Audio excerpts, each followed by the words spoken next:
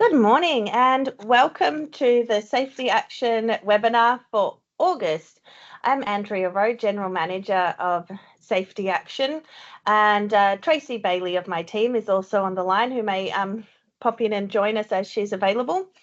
And yeah, it's mainly just me today as Gary is off in Queensland for a holiday. So I'll take you through our August news and updates, and Gary will be back with us again next month.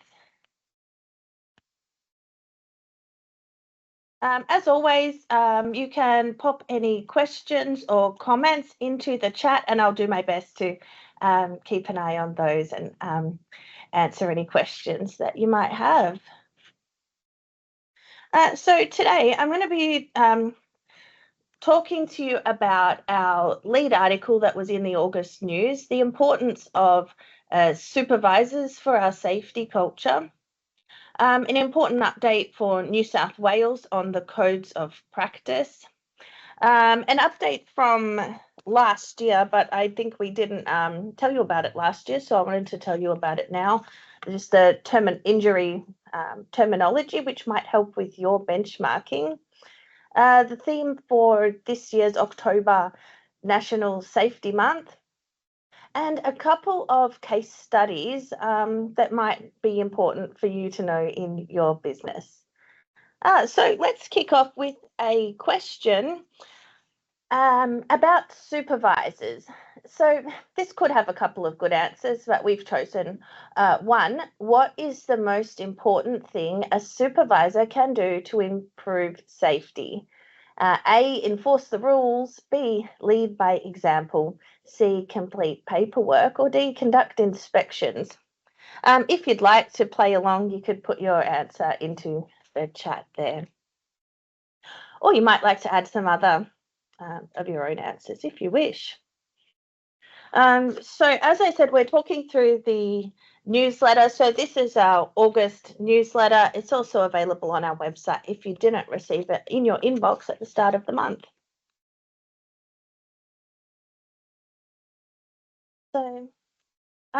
So supervisors are critical for our safety culture because they strongly influence how safety is practiced every single day. And I've just taken a couple of the notes that were important to me about the role of supervisors. So the reason our supervisors is so important is that workers often copy the behaviours that they observe. So looking to the supervisors.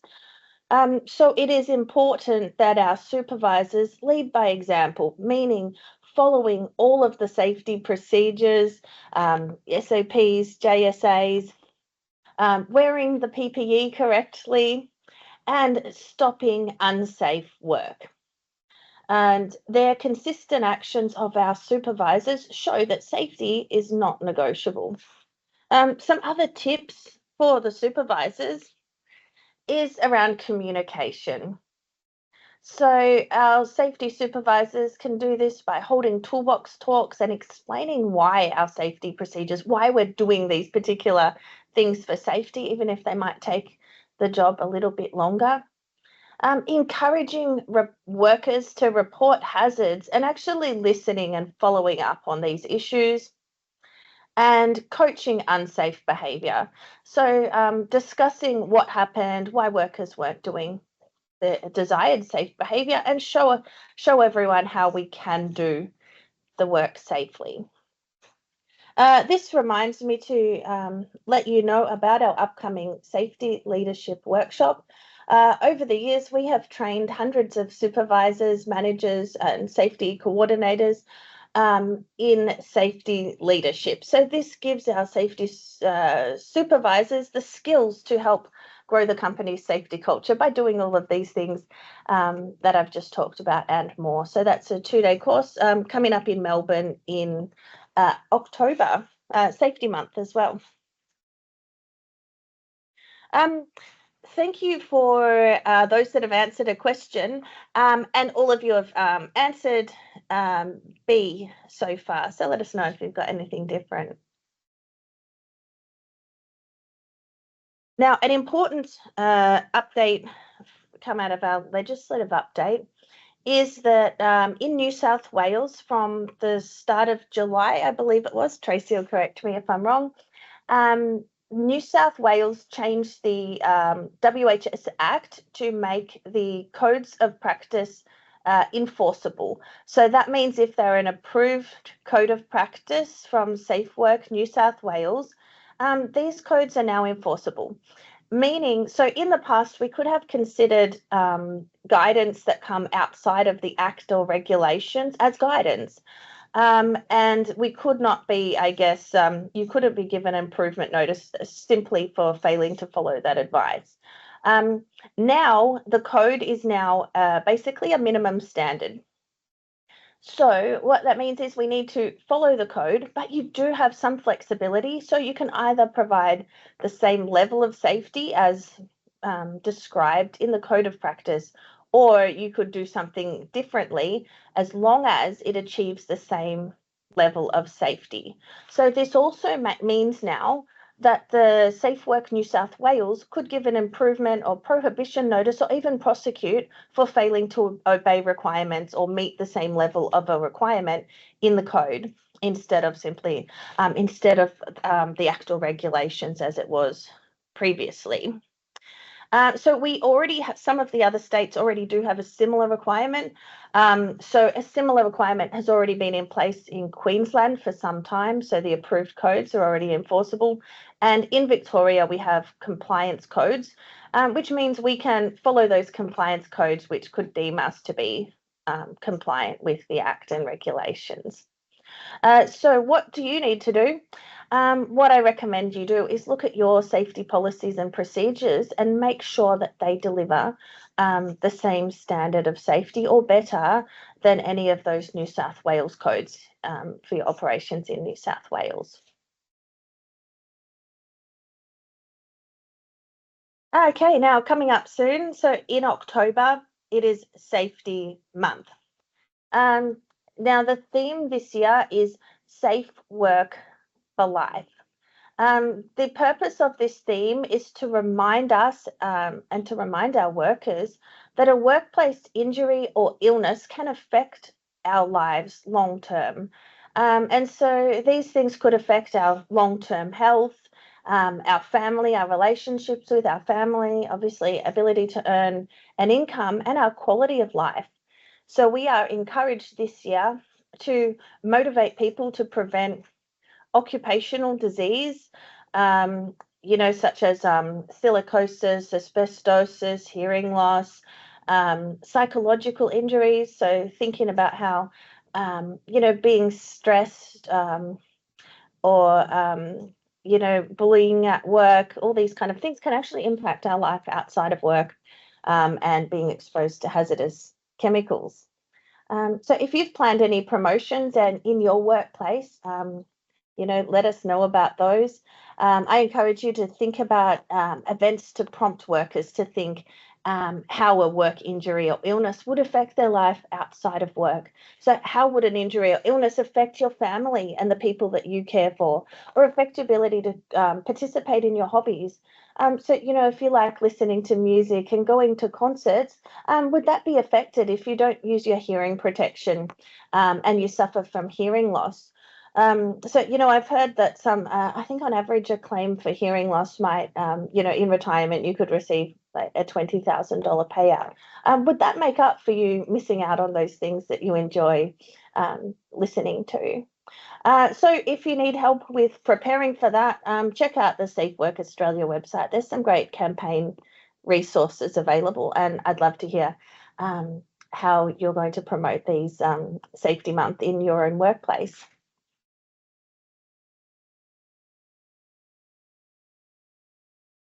Okay, so looking at injury statistics, I just wanted to let everybody know just about a terminology change that is different in Safe Work Australia's statistics website. So in the past, we used lost time injury as a lag indicator to benchmark against.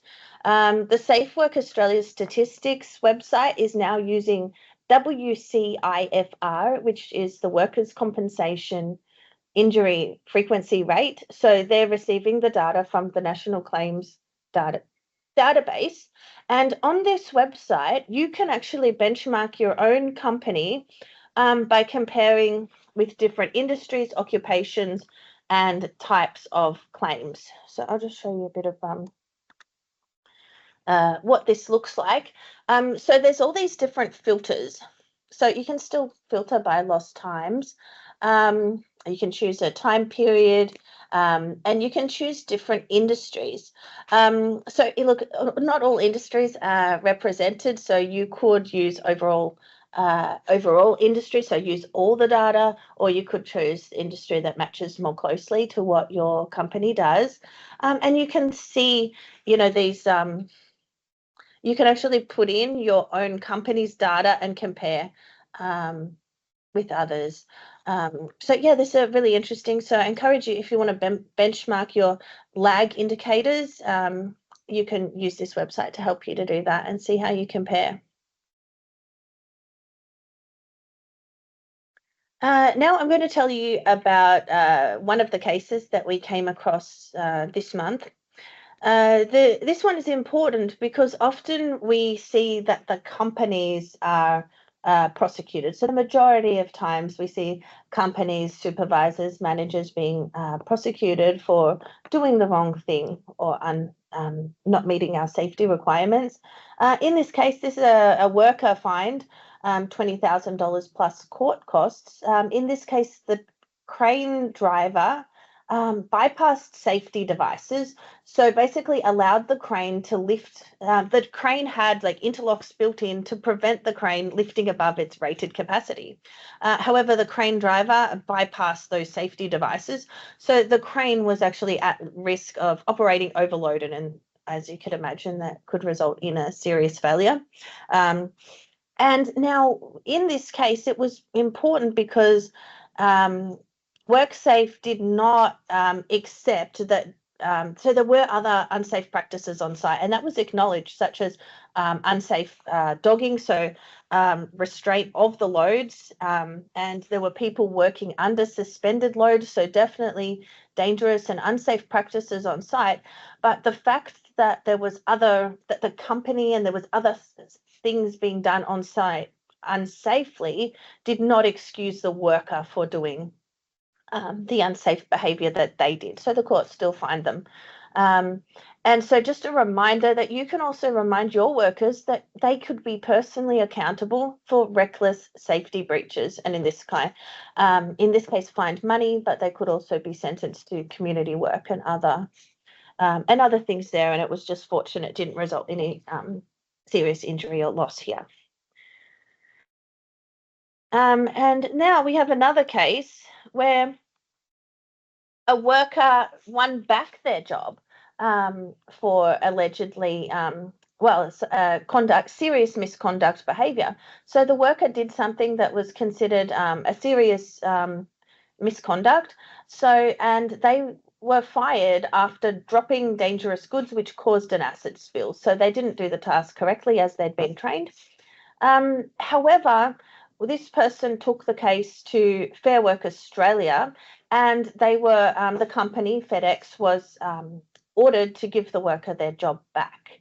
And this was because the company had not been consistent in how they had applied discipline procedures across the company. So it was found that other workers had done similar unsafe practice and had not been dismissed. So they hadn't applied this fairly. So the reminder here for everyone is that your safety rules and discipline action must be applied fairly and consistently across. So something to take away from that one. Next, some of you attended our safety morning tea last month, which was great fun to see everybody in our conference room at Clayton. And so last month we talked about the topic safety inductions, and this is what the group told us. So a lot of businesses were using online inductions, and many of us shared a common experience of having to sit through long, boring inductions with sometimes a lot of information that we didn't think was really relevant for us as a contractor, mainly, or even a worker. Some businesses do their worker inductions on online as well. So the key message from the group was, inductions need to be relevant, clear, to the point, and easy to understand. So we all recommended to keep induction content concise, without putting heaps of wording on a page, and making the induction specific. So telling me exactly what I need to know, not general safety information, like educating us on the act or regulations. We don't find that's helpful in the inductions. Focus on the critical hazards. So make sure those are really clear, telling me about what hazards are on the site, my safety requirements, and what I must do as a contractor at site. So we have another event coming up in December. So those in Melbourne, it'd be great if you can come. So again, that'll be at Safety Action in Clayton. Just send through your RSVPs if you'd like to join us. We'll be talking about contractors again a little bit, about what you do when contractors come to site, and we'd love to hear about how everyone monitors their contractors. The group was also interested to talk about safe work at heights. So if you have some good or bad practices, come along and share those. And psychosocial health is also a topic that we've heard people want to talk about. So come and join us for safety networking. Now let me come to the answer. So everybody in the chat answered that they believe B, leading by example, is the most important thing supervisors can do to improve safety on site. And I agreed with all of you that even though these other things are good and important to do, out of those questions, I agreed that B, leading by example, was most important, because what we know is workers are more likely to follow safe behaviours when they see their supervisors doing the same thing.